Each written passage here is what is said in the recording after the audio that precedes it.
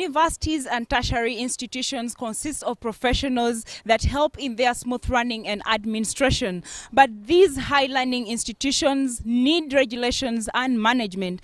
And that's why the National Council for Higher Education is mandated to regulate and guide the establishment and management of high education institutions, and also regulate quality education, and also to advise the government on matters of high education. So today we are here at the National Council for Higher Education to find out exactly what happens here and why this organization exists. My name is Amuge Victoria, and you are welcome to the Education Forum here on UBC TV. Stay tuned.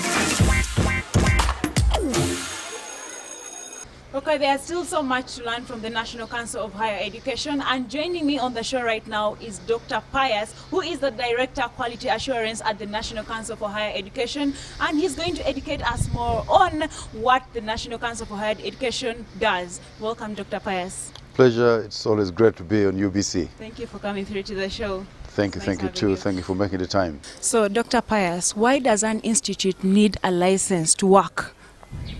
Great question. It's important first to underscore the importance of the regulatory body, the National Council for Higher Education, which was set by an Act of Parliament in 2001, amended in 2036, to regulate the conduct of the institutions being established. You got to realize that previously, before the Act, there were only public universities running.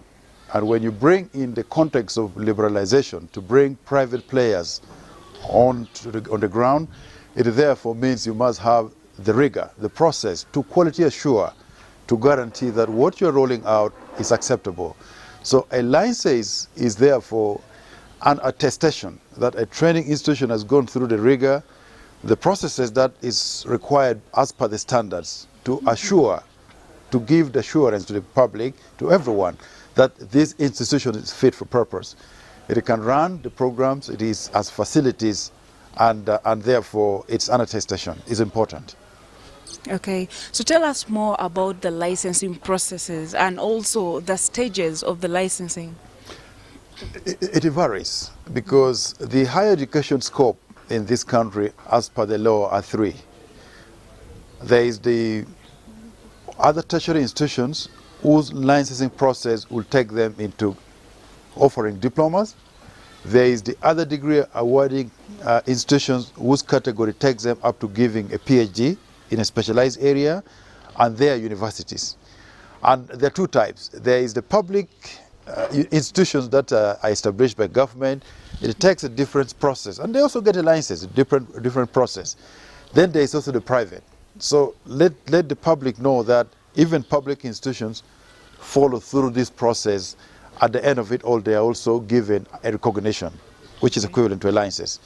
For the private, if I were to start for the university, the first point of call for a private university is to get letter of interim authority, which lasts for 3 years. It enables a potential applicant wishing to start a university prepare, level the ground, put infrastructure, hire staff, mobilize funds, and when they're ready, they then can come and apply for a provisional license, which lasts for 3 years. At the provisional license level, National Council for Higher Education assesses, determines what was promised at the interim authority, that I would have land, now there's land. I would have infrastructure, and therefore they get this license for 3 years. It allows them to teach on probation for 3 years. It allows them to do any other thing except offering higher degrees without prior to asking accreditation. After 3 years, the law requires that a provincial license should come back to seek for a charter. And when they get a charter, then it's a body corporate as an entity. They can do other things, research, with the guidance of NCHE. So it's important that, like anything else in life, a little baby grows, crawls, and then walks, and then can run. And so that is the thought process of the growth and development of the institutions in the country, higher education institutions. Okay, and also speaking about licenses, are these licenses renewed or attained once? It varies. A letter of interim authority, explicitly the law does not allow a letter of authority to be renewed. So if it collapses, then one needs to reapply. Imagine you came to establish a private university and you have been given letter of renewal authority which lasts for 3 years. Within 3 years, you've not gone ahead to apply for a provisional license. It means it collapses, you reapply. A provisional license lasts for 3 years, and the law also does not provide for it to be renewed. So it means you need to progress to a charter. The charter lasts for 5 years, and it's automatically renewed on the context that you've done self-assessment and peer assessment. And if that is not done, the charter can be recalled. So that is the dynamics within the constructs of obtaining a license and its validity.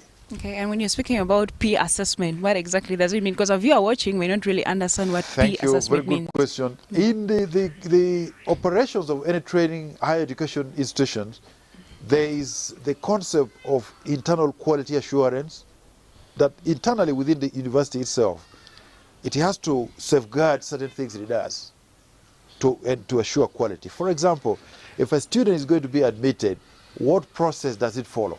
Does it verify that you have what it takes? So that is internal quality assurance system. The university does that. It has quality assurance officers. Time and again, National Council checks to determine they're doing right. That's internal quality assurance.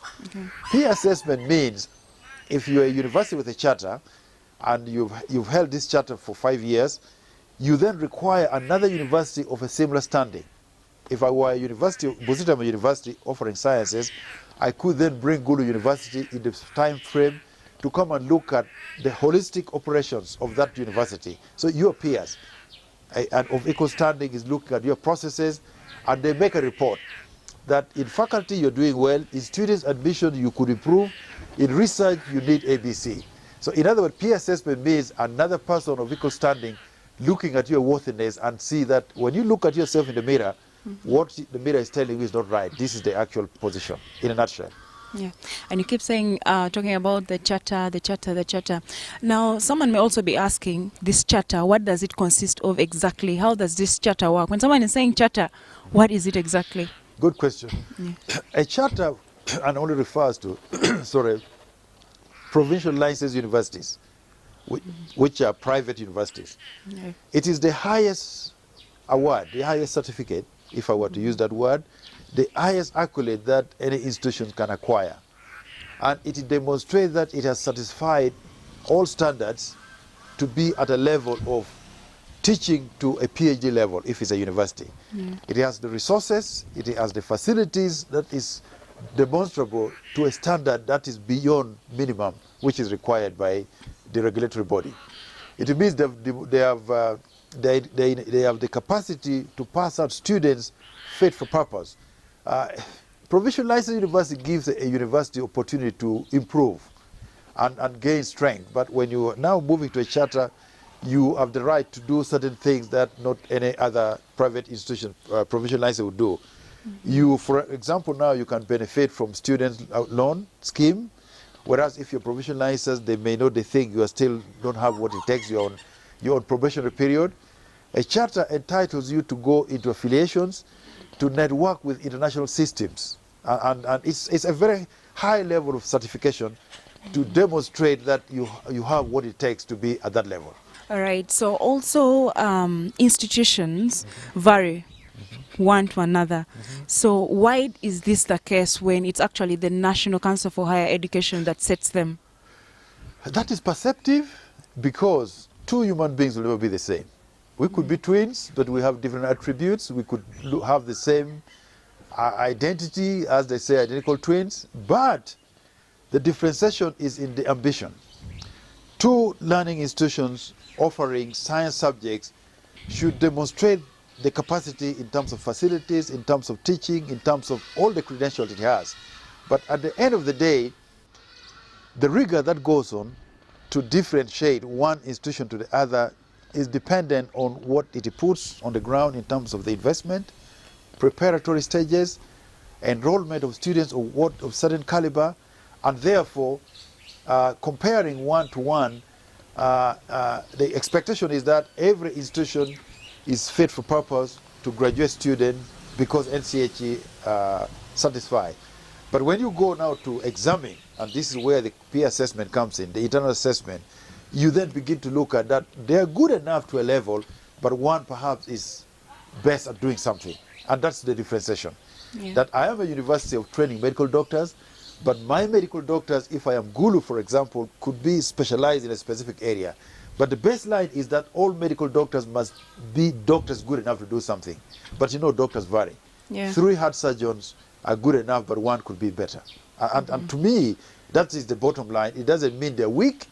It means one has a specialization, has special interest in that context. Okay. And also, Dr. Pius, we hear about Odell. So what is this exactly? Explain to us more about Odell and why the National Council for Higher Education came up with Odell.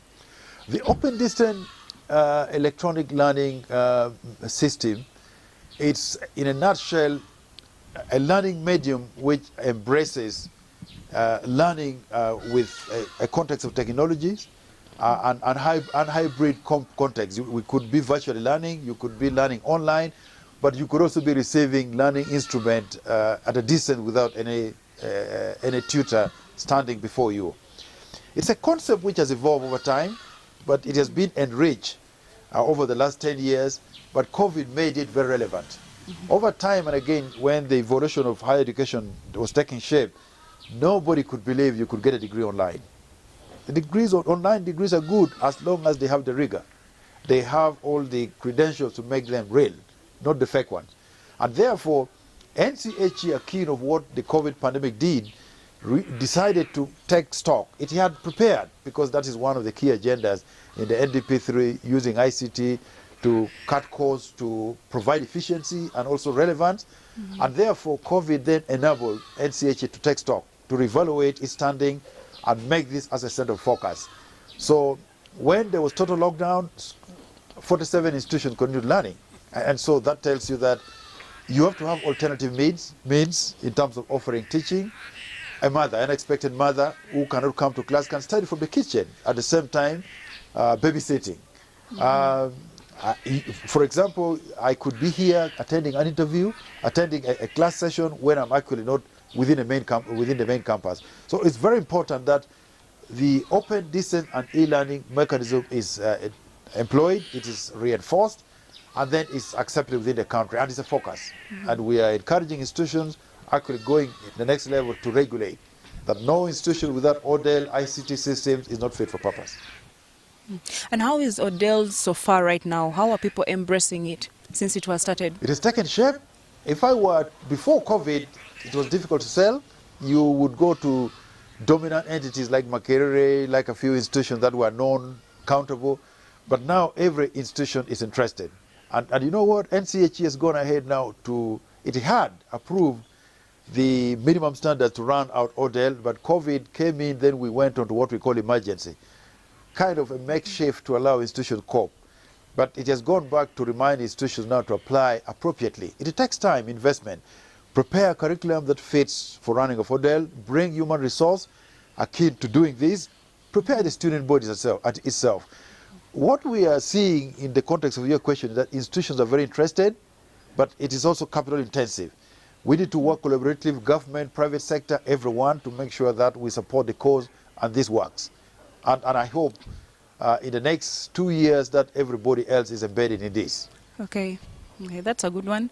So also speaking about institutions having licenses, if an institution has a license, why do they have to have a license for the programs they offer as well?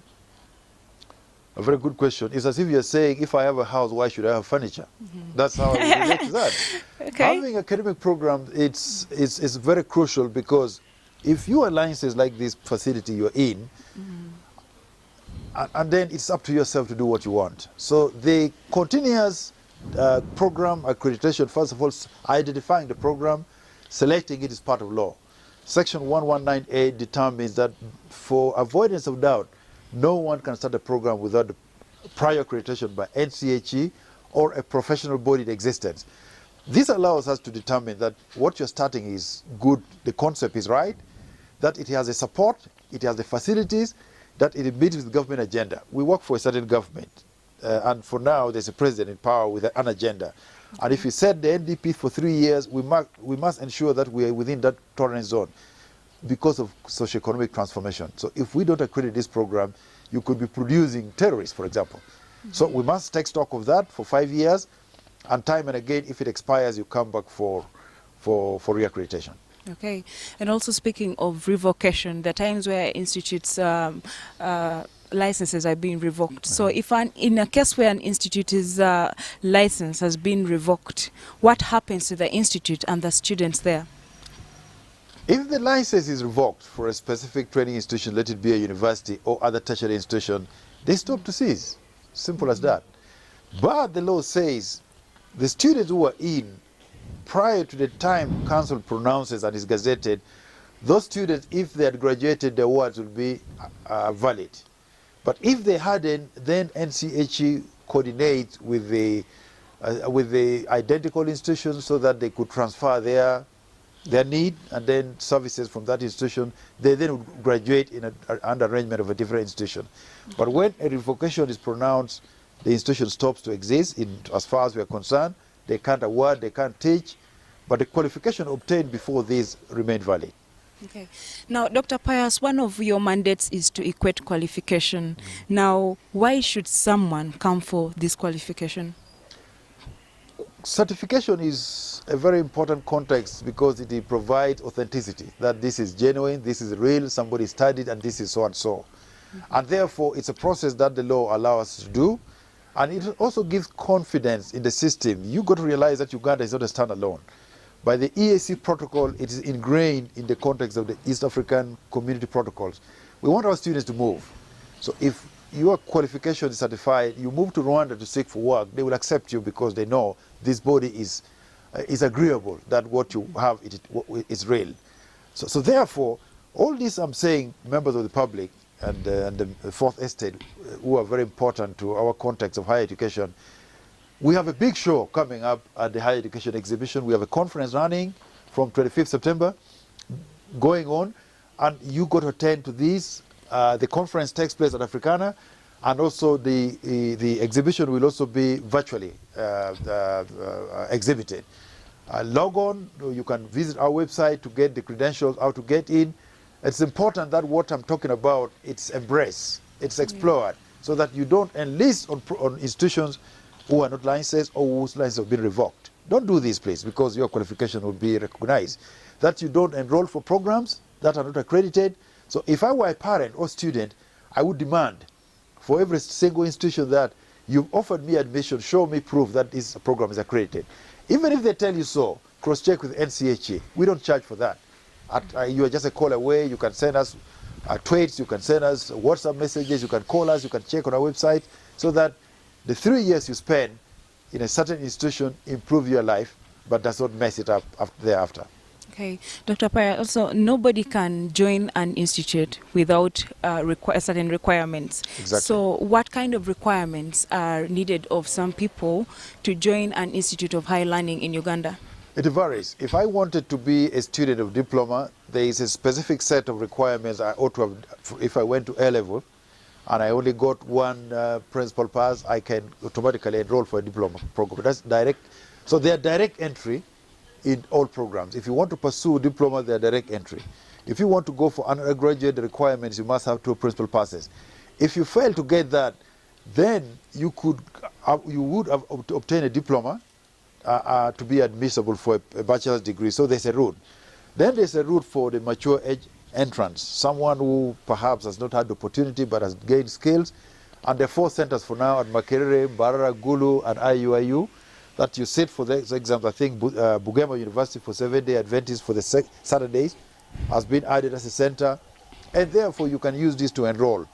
The other category is the higher education certificate, which we are introducing to bridge the gap of somebody who went to A level, did 3 subjects, physics, chemistry, mathematics, and perhaps didn't do well. They can study for a year in a specific university, and that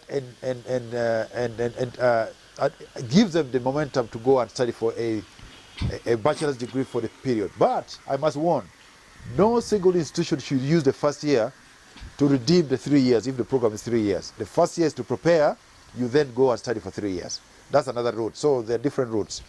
Right. But they have to be valid, they have to be accredited, controlled, otherwise a student will pursue a program for 3 years. You would pass, perhaps even with a distinction, and the qualification may not be recognized. It's Okay. unfortunate. All right. So, as the Director Quality Assurance, I'm very sure there are some challenges that you face in your department. Would you mind explaining some of these challenges you face? Quite many. The fundamental one right now, we must thank government that the funding from NC, for a long time, NCHA, a body regulating over 200 higher education institutions, had a budget of 2 billion, supported with 2 billion that was gotten from the NTR, non-tax revenue. But government has been very kind. This year running, it has given us 19 billion. I think a progression of maybe 20, 30 times increase. We thank government. We thank ministry under the leadership of the First Lady, and all the construct, and even the stakeholders, the students, and the institutions, particularly private players who come to support government of education. But the challenge is that even if we have this, we lack staff, because you have 200 students to monitor, 2 institutions to monitor. The numbers of the quality assurance staff are 15. How can 15, if you look at the ratios, is poor? So we need more staffing. We need facilities to put staff that will come in. So the building is in plan, and government is supporting that. I pray that is realized soon. We need equipment. The country is wide to move within the terrain, the country, Arua, Kabale, and so on. The fleet of vehicles we have perhaps are 3. We need more vehicles, among other things. But the major challenge, if you talk to me as the person overseeing quality assurance, is the perception. Right now, the conversation about what NCHA does seems to be misconstrued. You find NCHA stating that a training institution has issues, another government entity says that don't go there. So there's a convolution of conflicts of what one does. Then you deny a training institution, and I'm not going against the High Court. They have any courts of law in this country. They are mandated to do what they do, and decisions they make we respect. But if an expert system says this institution is not fit for purpose, the court says give them a license. So it's your challenge. You ask questions. Am I at the right place? But I think constructively we must engage to ensure that what we do as NCHE, we are not in competition. We want the system to provide the best higher education for this country, competitive to Kenya and any other part of the world. So every entity, every agency must support us. We work. If we are not doing what they expect, let's have a conversation, as opposed to saying, don't go there, whereas it's the mandate that the law has given us. That's my take. Okay, thank you very much, Dr. Pius, and thank you for coming through to the show. It's a pleasure, and it's always nice being in UBC. I hope viewers, you've listened to what I've said. I request that you attend the conference on 25th at Africana online. It's blended, and you attend our exhibition. All training institutions, if you care about your students, please enjoy to be at the exhibitions. Corporations, banks, you need these students to support you, to work for you. Come and exhibit what you do at the exhibition. Thank you so much. All right. So it's clear that institutions need regulations and management systems for their successful running, and also their processes and steps to be taken for their successful running, and of course, quality services to be provided. Now, there is so much we are still learning in the National Council for Higher Education. Stay tuned.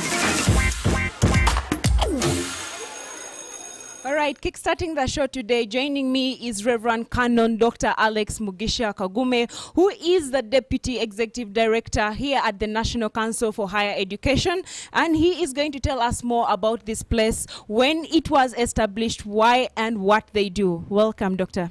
Thank you, sir. National Council for Higher Education was established in 2003 by the Act of Parliament as an agency under the Ministry of Education and Sports, and mainly and specifically one to regulate the establishment and management of higher education, and also to equate qualifications and also ensure quality of education in this country.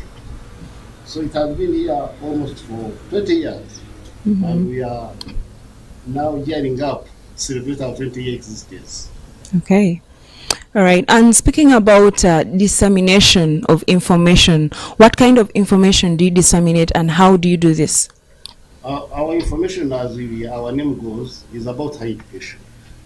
And the information we disseminate, one, is according to our mandate and also our function, we are mainly at establishment of high institutions of higher learning, which are three categories. There are universities, there are other tertiary institutions, there are also other degree awarding institutions. So the information circulates among the three on what program they offer, who teach, what institutions are there, and so forth. All right. And also, when monitoring these institutions, how do you monitor them, and how many institutions do you have? We have about 250, actually not about 250 institutions, of which they are divided among the three. We have universities, we have other degree awarding institutions, and also we have other tertiary institutions. Okay. So, Doctor, just like any other organization, the National Council for Higher Education must be having objectives and goals. What are some of those objectives? We have a number of objectives. One is to disseminate information and information. Two is to equate qualifications equate qualifications from within Uganda and also from outside Uganda. We also certainly look after the establishment of institutions, and also we also operate programs and also advise government on matters pertaining to higher education. All right. And speaking about equating qualifications in Uganda and then outside Uganda, how is that done? What's the difference? The difference is that you have Ugandans who study from this country, from the institutions which have been established all over this country. Not only from the time when the National Council was established, but even prior the National Council establishment. So sometimes the public wants to be assured of the authenticity of this qualification. And it is the National Council for Education that has the mandate to do that. Then when it comes to foreign institutions and also qualifications, Ugandans get outside the borders of this country and go study all over the world and come back with qualifications. So it is the National Council that has the mandate and also the capacity to state the public and other interested nationals about the quality and the standard of such a qualification. Okay. Now, you have spoken about mandate several times. Now, it seems like your mandate is very wide. So what are some of the mandate functions you carry? The mandate functions the functions are wide, you are right, but the mandate mainly zeroes about in three areas. One, establishment of and management of higher education institutions. Then second is the equating of qualifications. And then third is ensuring quality of higher education in this country. All right. And also, the country has just recovered from the COVID-19 pandemic. How has the National Council for Higher Education managed to get through the COVID-19? The National Council for Higher Education, prior to the emergence of the pandemic, had also gauged that the delivery of higher education can not only be in a physical form, that's face-to-face.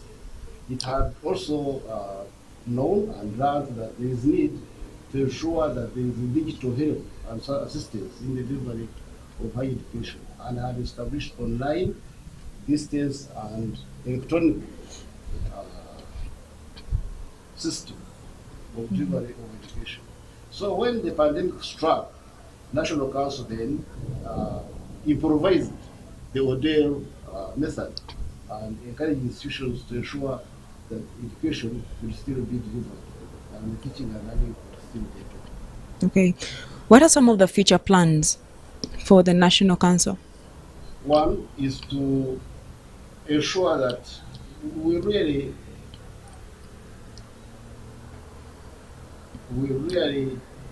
go to each and every corner of this country to ensure that there is quality and relevant higher education that is being delivered. Because as you know, the country depends on higher education in terms of getting the human capital.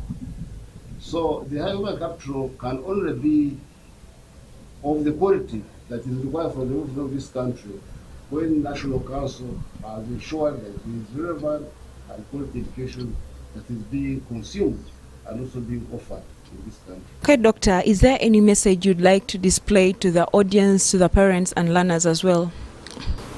I would like to call upon every Ugandan to ensure, not really to ensure, but to try their best that the education they get is of quality and is relevant.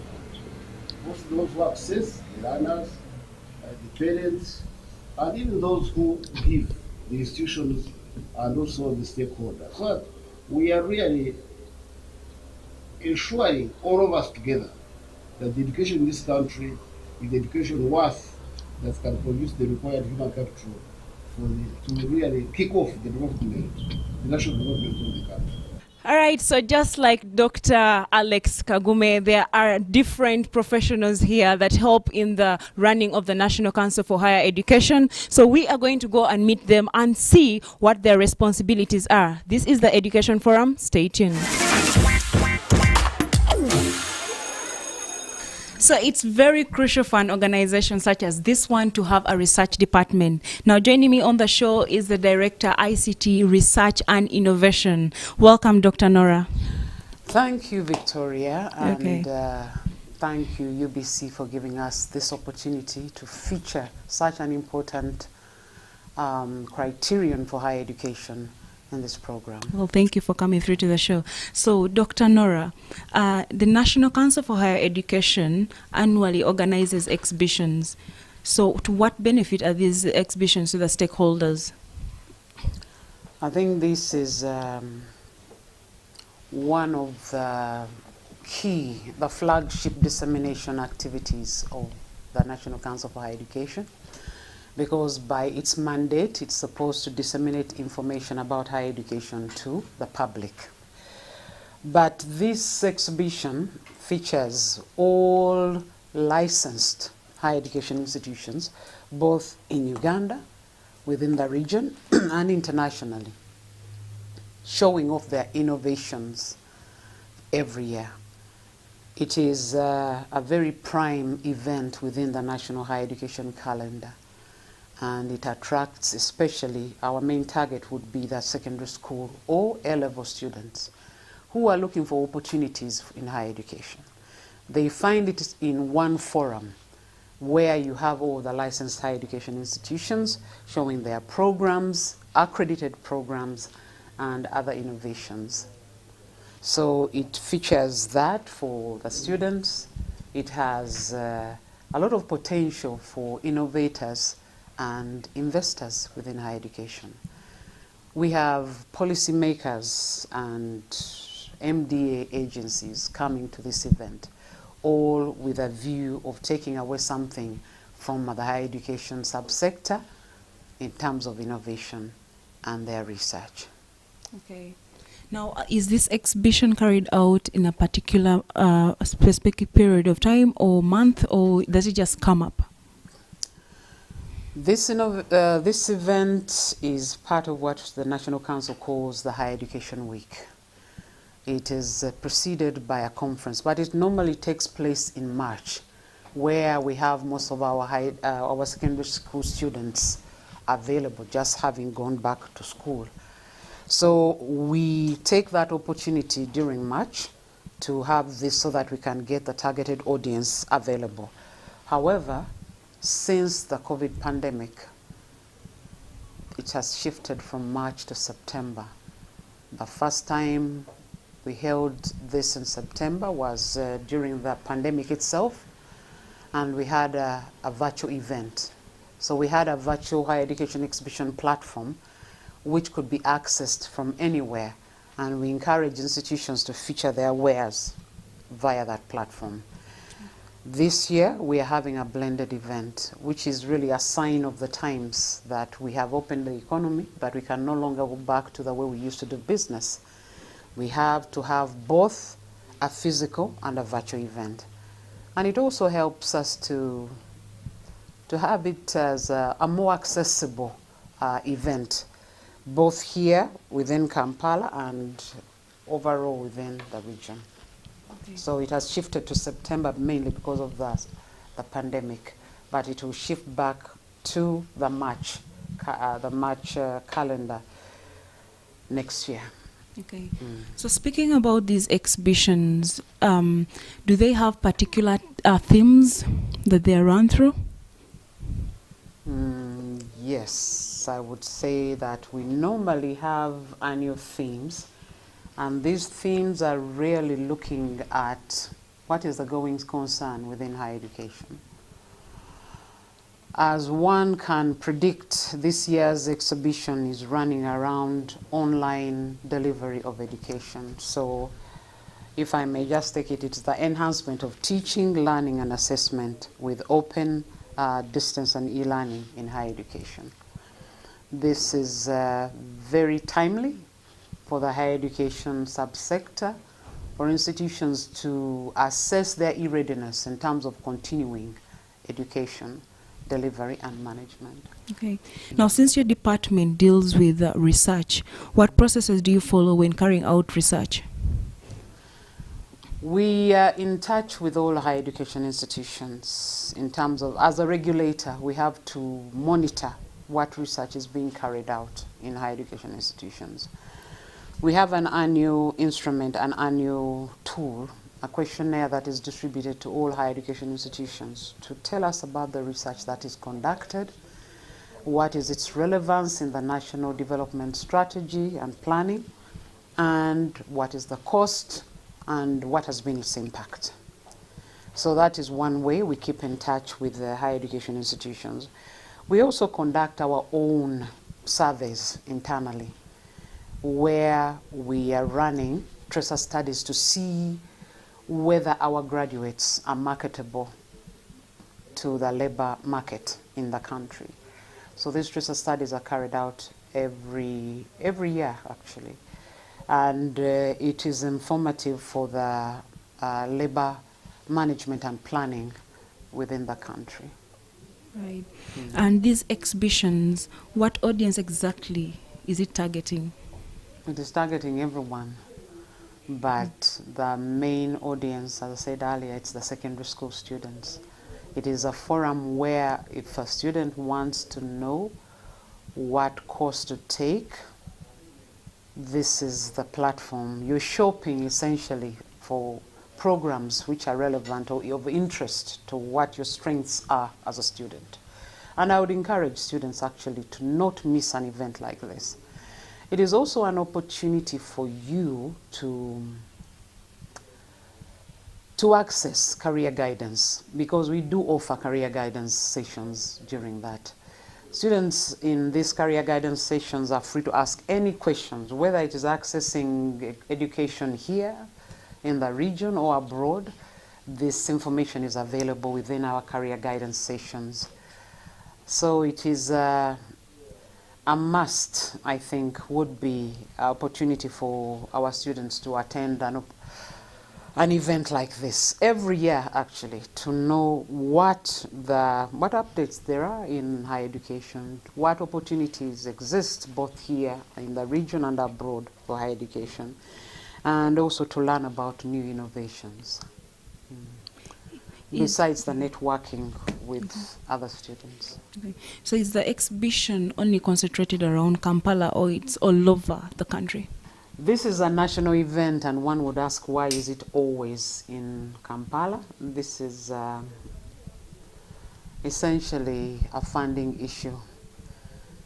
It is important that such an event can be rotated around the country, and we are planning to do that. But at the moment, I think given our funding constraints as an organization, it is conducted here. It has the space. Our officers can quickly attend to any issues within the close proximity. But we do intend to start rotating this event all over the country physically. As I said earlier, it is open, it's online, so it can be accessed everywhere. But it is important that we give the ownership on a regional basis by rotating it to different universities to host it within the country. Okay. So as you are carrying out research and also trying to promote the use of ICT in high learning institutions, what challenges do you face in your department? I think that would be more what the challenges that would be for the National Council, because the National Council right now, as we end the pandemic and open up the economy, is looking at mainstreaming ODEL, which is the online open distance and e-learning, especially e-learning, which requires ICT infrastructure, which requires skills, retooling our teachers,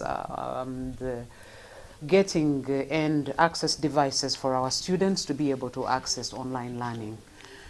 There are many challenges in higher education in order to mainstream this mode of learning and teaching. The infrastructure is almost non-existent in some institutions. Some of our lecturers are still using archaic modes of teaching. And our students, even if we decided to do this, they need these devices to be able to access. So those are big challenges which the council cannot address by itself. This needs government intervention if we are to mainstream this kind of learning and teaching. And it needs government intervention in many ways, subsidies for taxes for equipment, for ICT equipment in these institutions, subsidies in the cost of bandwidth, which is used for internet access, for accessing internet resources. So there are many ways in which we would request the government through the Ministry of Education, of course the private sector, which is well-resourced and which has an interest in the products of higher education, to be the force behind this very necessary mode of learning and activating it within our higher education institutions. At the moment, since the council mainstreamed and started certifying ODEL, out of about 200 or so institutions, maybe I should say 50 universities, because the rest would be OTIs, we have only 48 certified institutions. So that underscores the magnitude of how big a challenge it will be to mainstream ICT for higher education. Well, it's clear that the National Council for Higher Education has a big role to play in regulating and managing high institutes of learning. Well, stay tuned, there is so much coming. Oh yes, we are still at the National Council for Higher Education, and joining me on the show right now is Arthur, who is the Director of Finance, Planning and Administration. Welcome, Arthur. Yeah, hello. All right, so Arthur, as the Director Administration, how long has the National Council for Higher Education existed? Well, it's quite some time. It started, we had the law enacted in 2001, but the operation started in 2003. In January, but it was officially opened to the public on the 1st of April 2003. That is around 20 years ago. And surprising, I was among the first workers to be on that day. I was actually present. That's a long time. Yeah. Okay. Yeah. All right, so what is your role as the Director of Finance and Planning? Yes, I'm in charge of finances at the National Council. I'm also able to look at finances from other universities and other tertiary institutions. I'm also in charge of the planning function, both at the National Council and also at the institutions. And also I take on the role of administration. Okay. Yeah. Speaking of your role of planning, what processes do you take when planning? Yeah, one, we are able to look at the tail line of higher education. We look at the institutions that we have in Uganda. We look at the access, because one of the major cores of the National Council is to make sure that we increase access to higher education. You note that our gross enrollment ratio is actually still low, the lowest in the East African region, almost at 6.8%. And when you look at the students who are supposed to access higher education, from the UBO statistics, we have around people between aged 18 to 25 who are supposed to be in higher education, around 3.7 million, but only we have 260,000, and that is a small number. And to make it much easier, for the last 5 years, we have failed to get enough. We get less than 100,000 students who are doing A-levels. That's quite a small number. And we make sure that we increase avenues so that we can be able to have a number of people get higher education. For any country to develop and to be able to make meaningful economic development, you need a number of people to get higher education. Yes, I know there are challenges of employment, but our concern now is, can people get knowledge fast? Yeah. And we are able to see how we are able to move. Okay. Yeah. And also you mentioned something about the enrollment ratio being low. Yeah. What are some of the reasons as to why the enrollment ratios are low? Yeah, the biggest challenge is we have a bigger dropout rates at primary. You see about over 1.2 million children joining P1, but less than 700 are able to do P7. Almost a half get out. The same at senior 4, almost you have 330,000 doing senior 4. You have now 98,000 doing senior 6. Now, surprisingly, all the students who get admitted into higher education, 94 to 95% complete within the stipulated time. If there are challenges, there is like 1 year. Now, the biggest challenge is lower parts. Now, what we have done at the National Council, through various methods, is to increase the access avenues, so that you don't only look at the A-levels alone, you're able to look at higher certificate, you're able to look at mature, you're able to look at some other access programs and other programs, so that you're able to enable a number of people to access higher education. Because without higher education, a country cannot move forward. Now, also speaking about funds, how is the National Council for Higher Education funded? Yeah, National Council is majorly funded by government through grants which are appropriated by Parliament, but also we do some services that we offer to the public. People pay for them. Then also the students are able to pay 20,000 per student per year, which also is paid the funds of the National Council. Once in a while, we are able to get donors to get us projects, but since COVID, we have not been able to get one. But before, we would be able to get to support the activities of the National Council and the funding. Okay. Yeah. How exactly do the students pay these 20,000 shillings? The students currently, that money is now collected by URA. The students are able to go to the portal or either on the phone you're using a USSD, and they are able to put in their name and their registration number, and they are able to go to any bank or using a mobile money and pay money, and that money is collected by URA and it's taken to the consolidated fund, but we are able to access it from the consolidated fund. Okay. Yeah. Does this apply to all institutions? Yes, it does, all public and private institutions. Every student that is enrolled for higher education is supposed to pay 20,000 per year. It's just one currency point and it's just a contribution. And, but that money is very useful because, as you can see, about 5 years ago, we were able to put that money together and we were able to put up this building so that we ease the services of the students. Oh yes, the Education Forum is a show that digests the trends and development in the education sector. And today we have been here at the National Council for Higher Education, where we have learned its roles, the requirements and qualifications needed of institutions. But that is all we had on the Education Forum today. Until next time, see ya!